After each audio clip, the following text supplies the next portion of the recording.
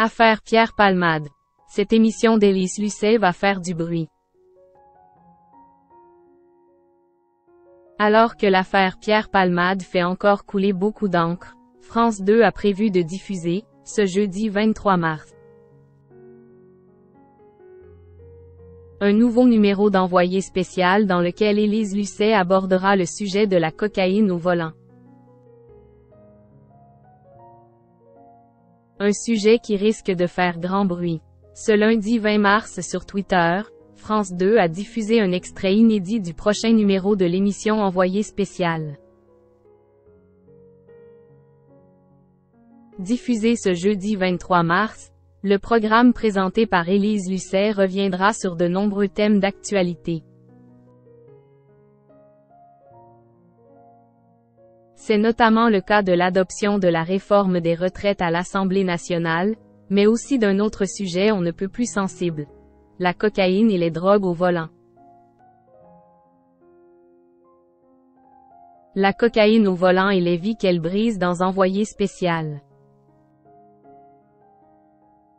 Après l'accident provoqué par Pierre Palmade, enquête sur ces chauffards drogués de plus en plus nombreux sur nos routes et inconscients des risques qu'ils prennent, a ainsi indiqué la voix off dans la vidéo promotionnelle publiée sur le célèbre réseau social.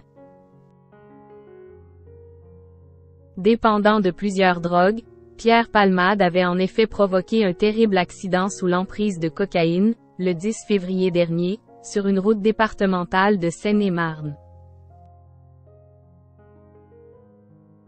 L'humoriste de 54 ans, qui a été remis en liberté et placé sous contrôle judiciaire le temps de sa convalescence, avait percuté un autre véhicule.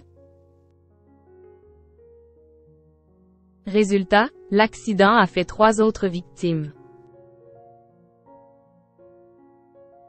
Une femme enceinte qui a perdu sa petite fille, le beau-frère de cette dernière, qui a été grièvement blessé, ainsi que son fils âgé de 6 ans. La coke, c'est ce qui le faisait tenir.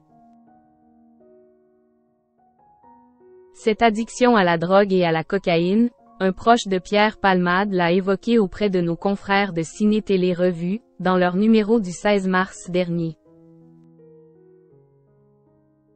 La source s'est notamment souvenue d'une fête en boîte de nuit avec le comédien qui a duré près de 3 jours. Il avait lancé un concours à celui qui allait rentrer le plus tard. Il est rentré à 23 heures. Le lendemain, on allait alors dormir quelques heures et on recommençait. 72 heures ça a duré. La coke, c'est ce qui le faisait tenir. Ça lui permettait de rester éveillé, a confié l'interlocuteur du magazine.